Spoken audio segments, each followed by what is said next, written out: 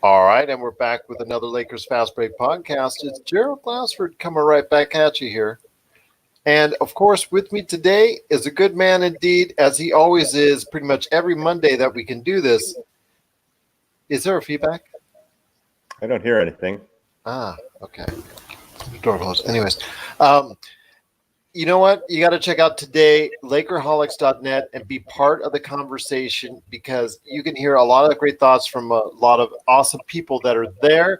Lakers fans galore. They always have their opinions, share what's going on with the Lakers. And the guy who runs this is a great man indeed. I know him as Tom Wong, but you know him as Laker Tom. And Laker Tom, happy Monday to you. Happy MLK Day. And I just wish you and the family all the best. Same to you, Gerald. It's a wonderful holiday. Martin Luther King has been such a major force in everything good that's happening in this country, and I hope we continue to see things move in that same direction. I think that this is a great day for the NBA.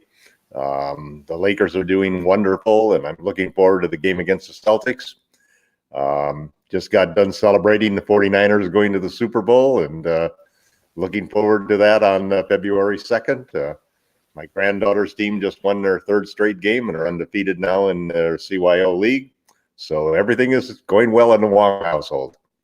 Well, I'll tell you what, it is a great day indeed. And to all those who wish to celebrate like we do the greatness of Martin Luther King and all that he represented for, equality everywhere. And it just truly the things that he represented was just outstanding. And I hope everybody goes ahead and takes a moment to remember him and all the things that he brought to the world upon, in the time that he was here.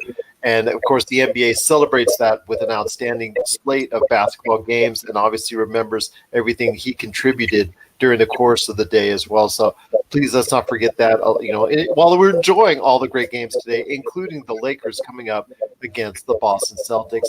And speaking of which, before I go ahead and pat you on the back for all your wins this weekend, I want to go ahead and let everybody know there's another Lakers Fast Break podcast that came out just before we're recording this one. And that's me with Skip Sherman from the Skip and Josh podcast. We talk at length about the Boston Celtics. We talk at length about the rivalry that, may or may not happen as strong as it once did, but we talk about that. Plus much on the Eastern Conference, Milwaukee, the rest of the teams in the Eastern Conference. Plus he has some pointed thoughts on the Lakers as well from a sort of like an outside perspective. So it's great to hear that from time to time. And that is, again, on the Lakers Fast Break channel. So if you get a chance to listen to that, I really appreciate you doing so. But here right now, Laker Tom, I got to give you a pat on the back. Yeah, San Francisco going to the Super Bowl as you predicted. Your girls are doing great at basketball. I'll tell you what, it's just so great to see for you. I'm so happy for you. The Lakers are doing well. Life's got to be good as far as from a sporting standpoint for you. Yeah, I can't complain. I'm on my way for those 5 championships. I have 2 granddaughters actually. One of them plays AAU ball, and the other just plays CYO ball. So they're both doing very well. The other girl, Mia, has won 5 straight championships for CYO, and her AAU team is really a stunner. I'm looking forward to seeing her play high school basketball. Well, I'll tell you what, there's probably not much space left for all the trophies that you've collected in that house. So with all the granddaughters, winning all the awards and all that. But, maybe you can go ahead and, share some of that love out there with the rest of the people on when it comes to the Lakers, because sharing some of those Super Bowl tickets would really be hard right now, because I'm sure they're going at a pretty steep price for San Francisco fans and Kansas City Chief fans as well. Yeah, it should be a great game. I think, we have an Anthony Davis back tonight, so it's going to be interesting. But I think the Lakers really proved something to a lot of people during the last 5 games with Anthony Davis out. Finishing with a 4-1 record, taking down 3 teams. And that victory over the Houston Rockets was something else. That was a game where we started off, we just couldn't seem to do anything right in the first half. Yet we hung around and were only down by 6 points. And then came that third quarter, and you really saw what the core of the Lakers' success has been which is their defense. Absolutely. That second half, came out and that third quarter. The strategy, the efforts, Kuzma guarding Russ. He also guarded a little bit of James Harden as well. Yep, he did a great job there, and I thought it was really important because usually when Kuzma doesn't start off well, it doesn't end well.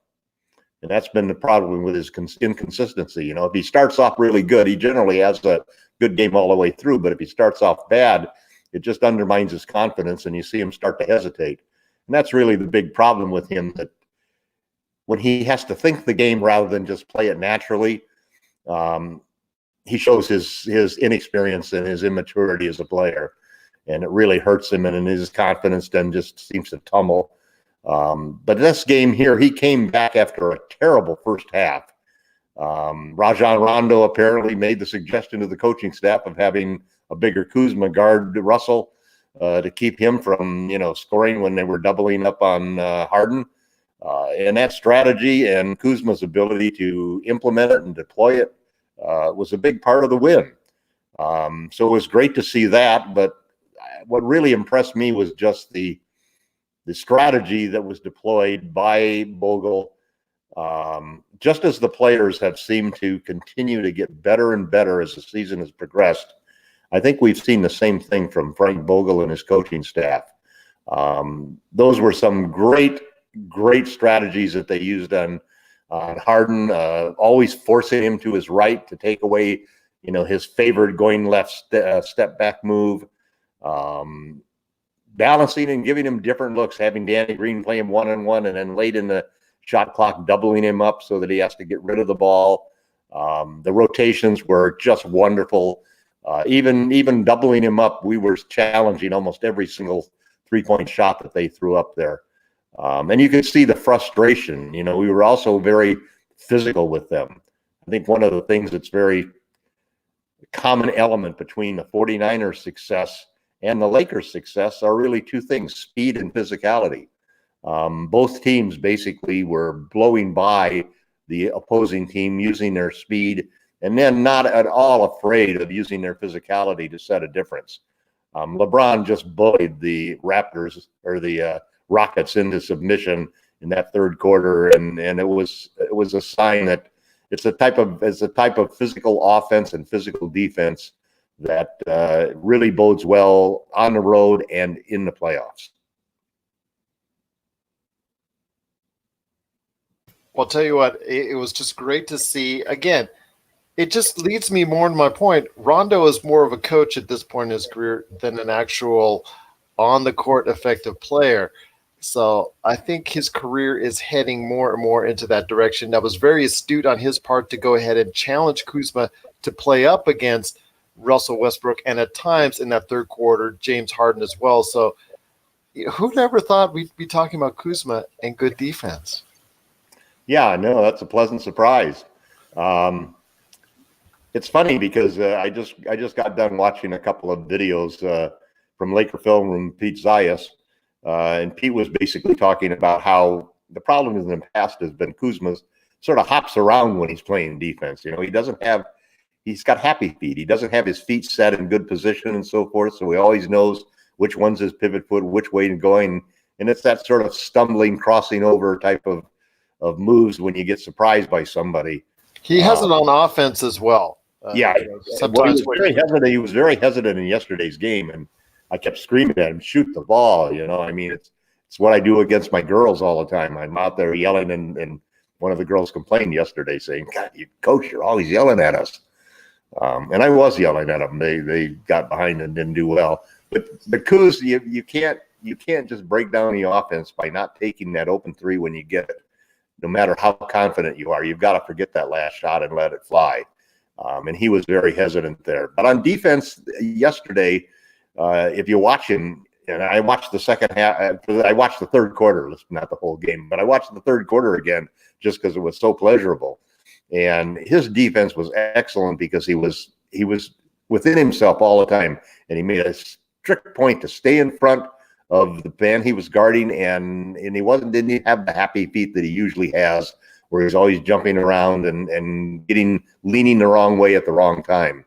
So it's a good positive step. Whether you believe that Kuzma is going to be able to grow enough to remain as part of the cog of a championship team this year, or whether you're hoping that he just increases his trade value so the Lakers can pull off a deal for somebody who will fill that role and make it better, you have to be happy to see Kuz come in and play really well at both ends of the court. And that becomes the bigger question, is if we can go ahead and get enough in return to replace or upgrade upon what Kuzma brings to the team, because he's obviously making a decent case for himself over the past 2 weeks for not only staying on the team, but being someone that is going to be a valuable trading chip. But again, it's a matter of conjecture, or it's a matter of opinion. GMs out there on the other teams may not have as high opinion as we do right now, and vice versa, because we see Kuzma every day.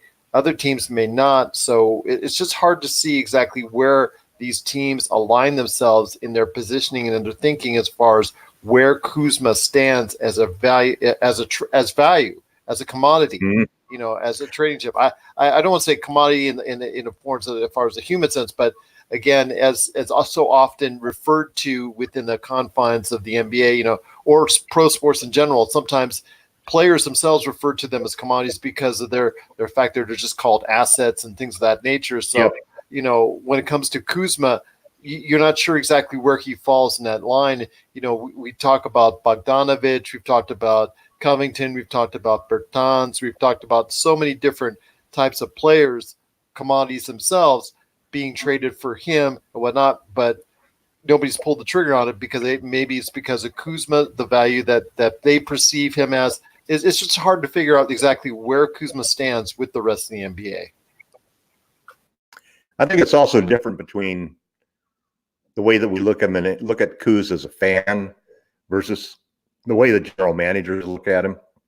And it's also, I think, very specifically the general managers who are running the teams with the guys that we would like to trade him for. What do the Pistons think of him? What do the Wizards think of him? What do the Kings think of him? What do the Timberwolves think of him?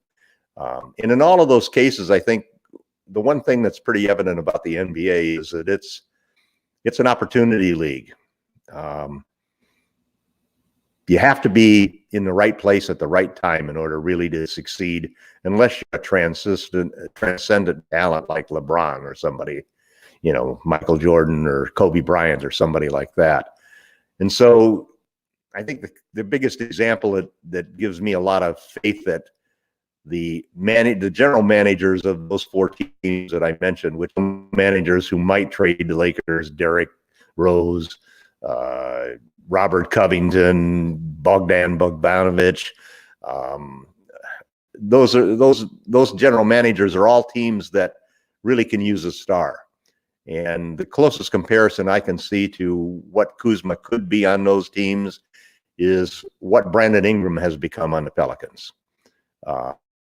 The opportunity to not have to play with a superstar, with two superstars, the ability to have starter minutes, to be a starter, to be a closer of every game. That's something that they're going to talk themselves into. It's why you make those trades. I mean, you're not going to be able, if you're a team like the Timberwolves or the Kings, to get a top-notch guaranteed superstar player. Nobody's going to trade, a real star to one of those teams because they don't have anything to trade back and that's in value. But they're going to look at the players that are not in the right position, that aren't good fits on the Lakers, that might be great fits on their particular individual teams. And I think I think every one of those teams every one of those general managers can make a pretty good case that starting on their team, Kuzma could really be a star. He has that potential. He's a big time scorer. Seeing him play better defense, he has even though he hasn't shown the statistics for it, he's got a pretty good head for when to drop off a pass and so forth. And he's not a selfish player who's just concerned with his statistics. So all of the traits that general managers are looking for are there. I also think too that Lakers management probably values Kuzma more than most of us fans do. And that may seem strange since the team is in a win now situation, but there are certain things that the team is actually looking at that gives you a little faith that they're not willing to just jettison the future entirely for this season. I think the way they've remained patient and kept Boogie Cousins on the roster, to me, is part of a play to eventually get him signed to a 2-year deal next year and end up with 3 years service so that we get his bird rights. And I think also too the way that Troy Daniels and Quinn Cook and even Jared Dudley have played have exemplified that we're a lot deeper team than a lot of general managers and pundits out there think we are. So I don't think the Lakers are eager to make a move right now. I think they want to see what's going to happen over the next 3 weeks. And I think everybody right now at this point in time, there's only been a couple of trades, 2 or 3 trades that have really happened. And I think everybody's sort of waiting until that first week of February. I think you'll see a lot of action at that point in time. But a lot of teams too are watching their cap space for 2021. And they're really being careful of that situation. So I don't think it's going to be a while. It's not going to be like last year's free agency period where it seemed like everybody in the league got traded. I think we're going to see a few deals made. A lot of teams just don't know whether they're buyers or sellers at this point in time because of those 8th spots in both the Eastern and Western Conference are wide open. They're being held right now by teams with losing records. So if somebody comes along and starts to perform really well, they could find themselves to be, buyers rather than sellers. And so some of the sellers out there could turn into buyers. We just don't know at this point in time. I still believe Kuzma will be traded, and I think he'll be traded for one of those 4 players that we just talked about. Once again, I have LakerTom. You know him better on Lakerholics.net. You got to be a part of the conversation today at Lakerholics.net. Plus also check out his great articles on Medium.com. And he also goes ahead and changes that over and sends that over to Lakerholics.net as well. There's a great conversation with Laker fans every single day. Jamie Sweet, so many other great people that are there. They always talk about the Lakers, all the great things that are there when it comes to Lakerholics.net. I also put out a article on popculturecosmos.wordpress.com about the Lakers at the halfway point. I just threw it out there, saw what sticks. I know I've been asked to write for a little while by LakerTom and some other people about the Lakers. So I went ahead and did so. So hopefully you'll get a chance to check. Hopefully you get a chance to check that out as well at popculturecosmos.wordpress.com. But I'll tell you what, Tom. I actually told Gerald when that article came out that I thought he was a better writer than he is a podcaster. Oh my gosh. It was a terrific article, well researched, basically reviewed exactly how the Lakers got into the situation they are where they find themselves number one. They find themselves with a second best record in the league, the best record in the West, a 4.5 game lead. I think we're number 4 in offensive rating, number 3 in defensive rating, and number 2 in net rating in the NBA. And we have, including the Grammy trip, we have the second easiest schedule the rest of the way in the Western Conference. So that was I thought a fabulous article, Gerald, and I'm hoping that we'll get a lot more of that type of stuff for you on Lakerholics.net. You know how to write as well as to open your mouth and talk. Well, I hope so. That's what a national university education hopefully taught me. So anyways, I will try to do so, try to accommodate that. I know also I've been asked to do more pop culture writing as well. So I look forward to go ahead and taking up the challenge there. But I'm not so bad at podcasting now, am I? No, but it's sometimes your second talent can be very threatening toward that first talent.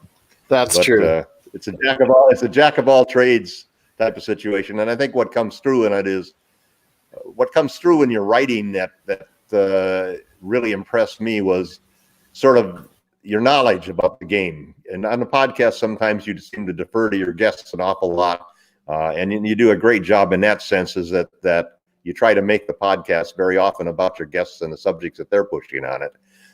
When you write, it's just all you, which is one of the nice things that we get sometimes.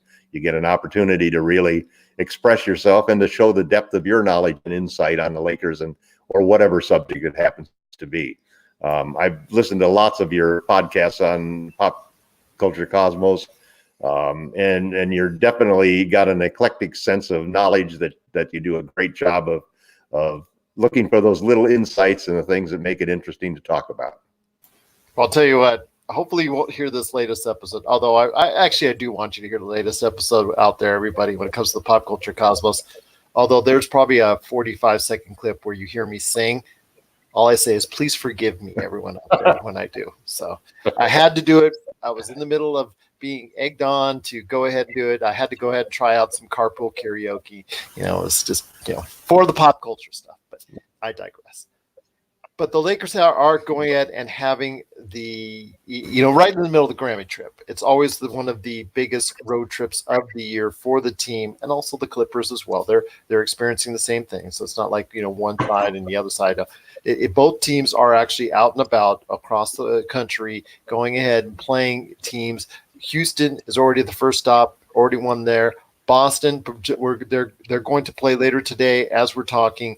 And of course, the rest of the trip, there's still formal challenges. So we've got to talk about what's coming up ahead in the Lakers schedule, because there's some good teams that they're still yet to play.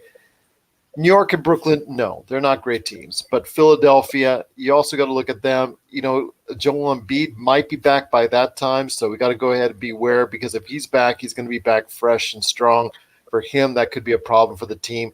And then on the 28th, we're going to be talking about it on next week's show, the matchup again with the Clippers one more time. Well, I hope that, we get back from that Grammy trip, and I think both of us were predicting 4-1 on a Grammy trip. So we're 1-0 so far. I figure we'll win those two games against the New York area teams. It's still going to be interesting, because when you take a look at if the Lakers have the second easiest strength of schedule right now in the West for the rest of the season, once we get done with the Grammy trip, we've got to be close to having, because we're facing a lot of good teams in that Grammy trip. So you figure that our odds are going to be that we'll have a much easier schedule. Hopefully we're starting to get healthy. But I think what's even more important than that, we're starting to see the entire team play a lot better. Some of that depth that seemed to have disappeared early in the season with poor shooting. Cook and Daniels basically, sometimes the best thing that can happen to you is to lose a player like AD for a little bit of time, to open the door and give an opportunity to some other players to show what they can do. It's great when you never have to rely on next man up, but it's even better when you find out that you have a next man who can take that spot, can play well.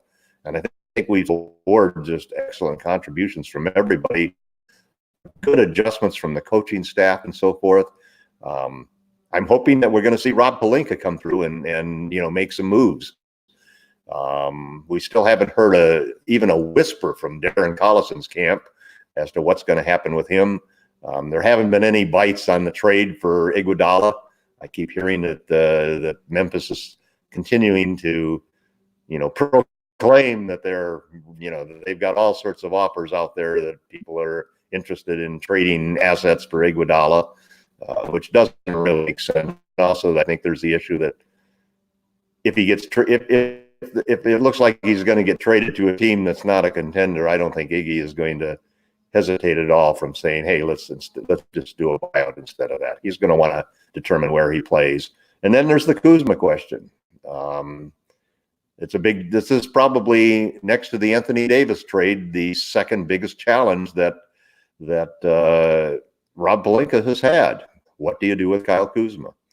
Especially what if he continues to play well? What if he continues to, put in 18 to 20 points per game, starts to play good defense, starts to distribute the ball, the Lakers continue to win? I'm not one who believes that the great chemistry you have is dependent upon any one or two players. I definitely think, You could always bring in somebody who can kill the chemistry, but you definitely, the Lakers are pretty smart about that, and I believe if they do make a trade, it's not going to hurt the chemistry of the team.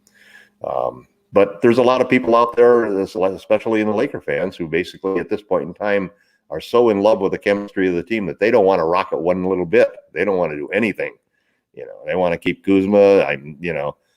The question then is what do you do if you have a chance to sign Collison and Iggy? Who goes? Who are you going to cut from the team? Right now, Jared Dudley's number one. Jared Dudley's number one. So. Well, hey, I just took a look. I just took a look at the team's defensive ratings. Guess who's like number 3 in the defensive ratings individually on the Lakers? I get that, but okay, you cannot tell me with a straight face that Jared Dudley you would want in the middle of a playoff run ahead of Darren Collison. No, I wouldn't, and I'd say that probably about 6 or 7 guys on the team.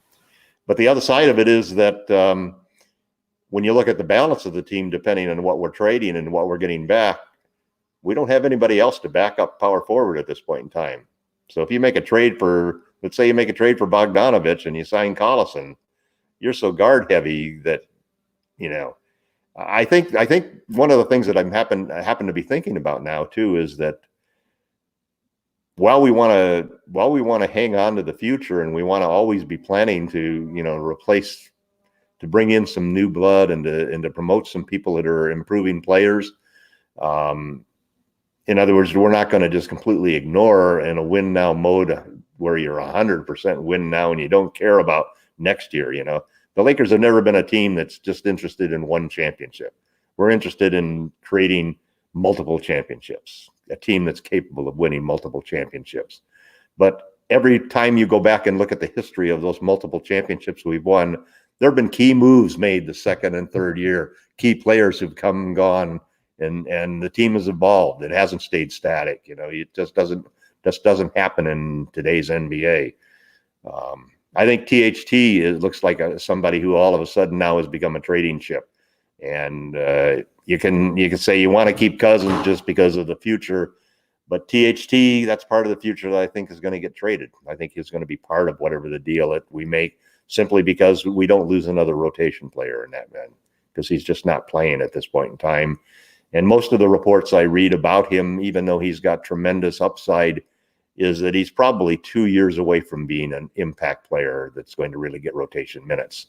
That's an awful lot to keep. It's one thing if you've got a two-way player who falls into that category, but when you're taking up a regular roster spot, plus you're holding one for Boogie, that means that you got 2 wasted roster spots that just aren't going to get any playing time at all. And depth is important. So I think that the THT may be part of any deal that we happen to make. We'll probably make a 2-for-1 trade, unless we got. And then what if Iggy wants to come too? So there's a lot that happened. Next week we're going to have a nice talk about what's gone on with the trip that we're just finishing on, and looking up at the game against the Clippers that I'm sure by that time is going to be designated as a must-win game for the Lakers, since we've lost 2 games to them already. And we'll be close to the trading deadline as well. And we'll be approaching the trading deadline. The next call, I think our next podcast after that will be probably about the trading deadline. But it's interesting. I think that the Clippers game, I think I was out last time before the Clippers game. I was out for LeBron guarding Kawhi more and double teaming the guy and getting the ball out of his hands. I think the strategy that we saw deployed against James Harden is a strategy that we should be using against almost star.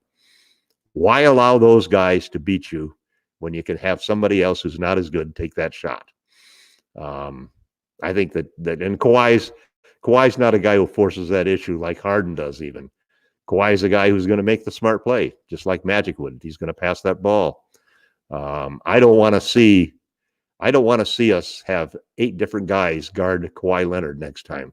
I want to see the ball pushed out of Kawhi Leonard's hands and the Lakers double team him throughout the entire game. I think that's the strategy. That's the strategy that we're going to see slowly evolve from the Lakers. I think we saw a sign of it against Harden, and it's going to be very similar thing against Kawhi, I think. All right, Tom. The only thing I'll say on that is when it comes to the trading deadline, I'm just hoping that there will be no more bad trades and that hopefully, Rob Pelinka can go ahead and learn from his mistakes from last season and the 2 trades he made that were really poor, that ended up really bad for the team. No more Svi Mykhailiuk trades that really cost the Lakers a young asset without getting something in return that's really going to be beneficial for the team. I mean, I don't mind. I don't mind selling the long term for the short term. I think they have to do that because again, it's just going to get more tough. It's going to get tougher for them next season because you have teams solidifying themselves. You have Golden State. You have so many other variables that are going to come back into play next year for next season. Right now is your win now. Win now is the point. You don't know how much longer you have LeBron at this level. You got to go ahead and make moves now, but you got to be smart about it and not make trades like you did last year, where just basically you got nothing in return for 2 young assets. You're talking about the Zubac trade and the Svi trade. Yes, 2 young assets. Right? 2 young assets that are now gone from the team that for nothing. Basically for nothing, and ended up they played lousy, both Bullock and also the backup center on that we got. So right. Yeah, so, it just I actually didn't think those were bad trades. I did. I really liked Svi. I really liked Svi. Yeah. And he's playing outstanding with Detroit. He's playing outstanding Detroit. 41% from the 3-point line. He's just outstanding. He's doing fine. The problem always was his defense, and that's also I think that the trade for Zubac I think was just a trade that would have had to have been made. We would have had to let him go anyway, just in our pursuit of the cap space to go after Kawhi. So he would have been gone one way. But we could have made a more sound trade. Could have for assets down the road, draft picks, something like that. The other side of that you can flip it around is I'm not so sure those were his trades. Magic Johnson was the man who was doing the wheeling dealing at that point in time, and those trades were more likely Magic Johnson trades than Rob Pelinka trades. Let's hope. I don't think. Pardon? Let's hope so. And let's hope that streak does not continue the next time we try a trade. Yeah, well, it'll be interesting because if a trade happens this year, it's going to be Kuzma. I agree. I think he's the only trading chip that we really have. And I also think that if we sign Collison and or Iggy, we may decide just to not have a trade. We may just take a chance and hold on to it. Yeah, absolutely. A lot of it depends. A lot of it depends on what's available and so forth. I don't think we're going to make a trade just to make a trade. No. It has to be something worthwhile. Yeah, the only time I think we might be forced to make a trade is if we can't sign Collison. Yeah. Then I think we need that second playmaker real badly. Yes, and I think that at that point in time you have to make a deal. It may end up being the deal that you wanted, which is the Derrick Rose trade, Well, like I said, I made a package deal. I thought that was great because you get not 1, not 2, but 3 players who can be part of your rotation. 2 of them that can stroke the 3-pointer. Your power forward situation would be solved. And no, they don't play great defense, Christian Wood and also Markieff Morris, but they do shoot the 3-pointer and they can help you win games. And ESPN trade machine said it was plus 13 wins for the Lakers. Not a bad GM, am I? No, God knows what Detroit is doing. I mean, that's just a strange franchise. They hired a player agent, Arm Kellen, just like the Lakers did, and I don't know what he's doing. The trade for the guy from the Clippers, was just an incredible bad move, taking on that huge contract and all of the problems that the injuries now. now they're getting rid of everybody. Basically, they almost have the entire team up for sale. So it'll be interesting to see. The Collison's the key to our February 6th. We need to sign him. He's the most important thing, because if we sign him, then whether we keep Kuz or not doesn't really matter, I think. If we don't sign him, we almost have to trade Kuz for a point guard somewhere, somehow. But we will check it out indeed as the days and hours come up upon the trade deadline. Those trade winds will keep blowing. And right here at the Lakers Fast Break and also Lakerholics.net, you'll be able to get your fix on what's going on with the Lakers and all the heavy rumors, all the trade stuff, all the stuff that's going out there on social media, all the stuff that may be true and maybe not so true, as long as, you know, we're going ahead and covering it right here at the Lakers Fast Break and also as well Lakerholics.net.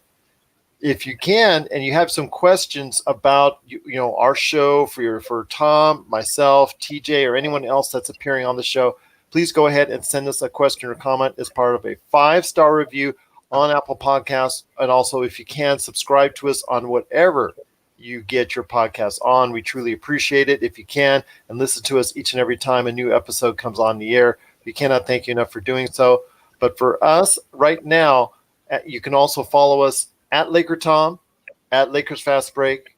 But for Lakerholics.net, Tom, do you have any words for the site on the way out?